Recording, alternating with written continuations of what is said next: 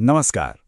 आज बात करते हैं बॉलीवुड के एक ऐसे लेजेंड की, एक ऐसे सितारे की जिसे लोगों ने सिर्फ पर्दे पर ही नहीं बल्कि अपने दिलों में बसाया। जी हाँ, हम बात कर रहे हैं धर्मेंद्र सिंह दियोल की। वो नाम जो सिर्फ एक एक्टर का नहीं बल्कि एक इमोशन का नाम है। तो आखिर किसी स्टार के लिए दीवानगी की हद क्या हो सकती है?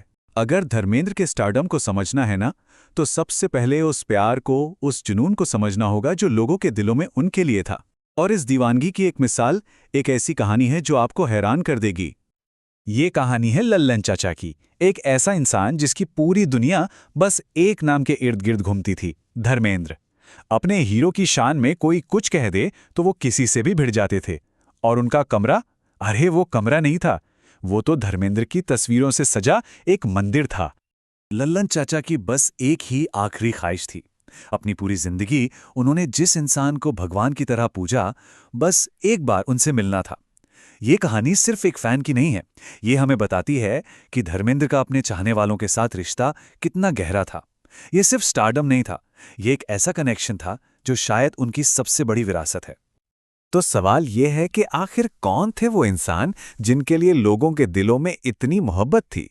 चलिए जरा पीछे चलते हैं।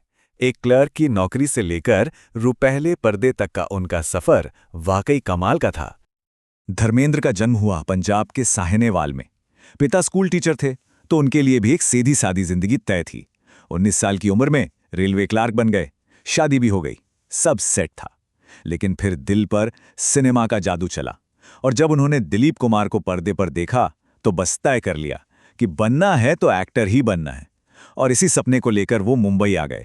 मुंबई में स्ट्रगल का दौर शुरू हुआ। कई रातें प्लेटफॉर्म पर गुजारी। खाने के पैसे नहीं होते थे तो उबले हुए इसबगोल से काम चलाना पड़ता था, लेकिन वो डटे रहे। फिर एक मौका मिला फिल्म फेयर टैलेंट हंट का। कमाल की बात देखिए, वो ये कंपटीशन जीते नहीं, रनर अप रहे। जो जीता उसे आज कोई याद भी नहीं करता, पर दुनिया को धर्मेंद्र मिल गए। और पहली फिल्म के लिए साइनिंग अमाउंट कितनी मिली होगी, सोचिए जरा, सिर्फ 51 रुपए। जी हां, 1960 में आई फिल्म दिल भी तेरा हम भी तेरे के लिए उन्हें मिले थे 51 रुपए। ये एक बहुत ही मामूली शुरुआत थी उस इंसान के लिए जो आगे चलकर बॉक्स ऑफिस पर राज करने वाला था। कुछ साल और गुजरे, कुछ फिल्में भी की, लेकिन वो बड़ा वाला ब्रेक अभी भी दूर था। और फिर 1966 में आई वो फिल्म जिसने इतिहास रच दिया, फूल और पत्थर। ये फिल्म एक जबरदस्त सुपर डुपर हिट साबित हुई, और इसी फिल्म ने धर्मेंद्र के स्टारडम पर पक्की मुहर लगा दी और बॉलीवुड को दिया उसका पहला ही मैन। पर उनका स्टारडम सिर्फ एक्शन या लुक्स की वजह से नहीं था। पर्दे पर वो जितने बड़े हीरो थे, पर्दे के पीछे उतने ही बेहतरीन इंसान भी थे। उनकी शख्सियत दो पिलर्स पर टिकी थी, दो ऐसी बातें जो उन्हें सबसे अलग बनाती थी। पहली बात थी उनका ईमानदार चेहरा, एक ऐसा चेहरा जिसमें कुछ भी बनावटी नहीं था। इंडस्ट्री में हर कोई मानता था कि वो जैसे अंदर से थे वैसे ही बाहर से, जो दिल में वहीं जुबान पर, कोई दिखावा नहीं। और ये क्वालिटी खासतौर पर फिल्म इंडस्ट्री में बहुत रेयर होती है। और दूसरी बात थी उनकी दरियादिली। देखिए, पर्दे पर तो वो ही मैन थे, एक्शन हीरो थे, एक टफ गाय। लेकिन असल जिंदगी में वो थे एक मददगार इंसान, लोगों का सहारा, और एक ऐसा दोस्त जो कभी साथ नहीं छोड़ता था। उनकी दरियादिली के किस्से आज भी मशहूर हैं।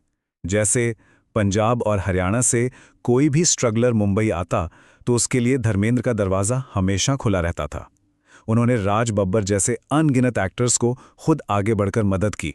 अपने बेटों सनी और बॉबी और भतीजे अभय देओल को तो लॉन्च किया ही, पर यह बात बहुत कम लोग जानते हैं कि शोले में जय के आइकॉनिक रोल के लिए अमिताभ बच्चन का नाम भी धर्मेंद्र ने ही सजेस्ट किया था। अब बात करते हैं उनकी पर्सनल लाइफ की, जो उनकी फिल्मों की तरह ही काफ़ी दिलचस्प रही है। उनकी कहानी में 2 शादियां हैं, और ये एक ऐसी कहानी है जो काफ़ी उलझी हुई थी, लेकिन इसे इसमें शामिल हर एक इंसान ने बहुत ही समझदारी और सम्मान के साथ निभाया।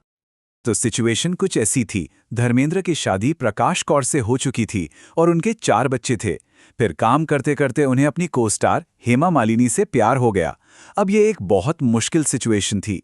धर्मेंद्र ने अपनी पहली पत्नी से तलाक मांगा, लेकिन प्रकाश कौर ने मना कर दिया, पर उन्होंने धर्मेंद्र को हेमा जी से शादी करने की इजाज़त दे दी।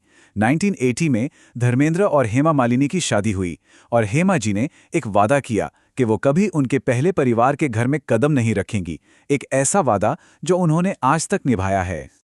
और इस पूरी कहानी में धर्मेंद्र की पहली पत्नी प्रकाश कौर जी की समझदारी और गरिमा देखने लायक है।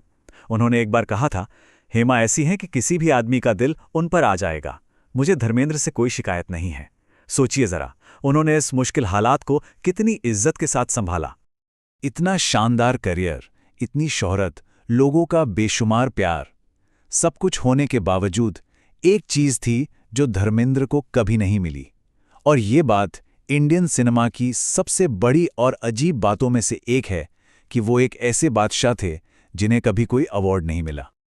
जरा देखिए, 65 साल से भी लंबा करियर, 300 से ज्यादा फिल्में, लेकिन जब बात बेस्ट एक्टर अवार्ड्स की आती है तो आंकड़ा है 0, एक भी नहीं।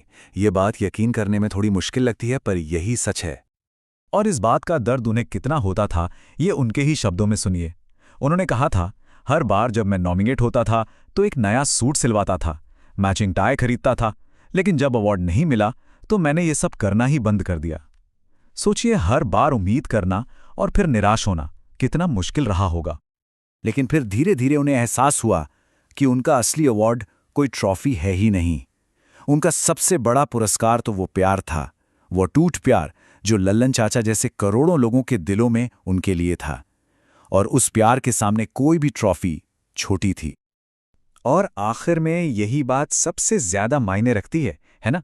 अवार्ड्स तो अलमारियों में रखे जाते हैं, उन पर धूल जम सकती है, लेकिन जो प्यार दिलों में होता है वो हमेशा जिंदा रहता है। धर्मेंद्र का करियर अवार्ड से नहीं, बल्कि उन करोड़ों दिलों से नापा जाएगा जिन्हें उन्होंने अपनी कला और अपनी शख्सियत से छुआ।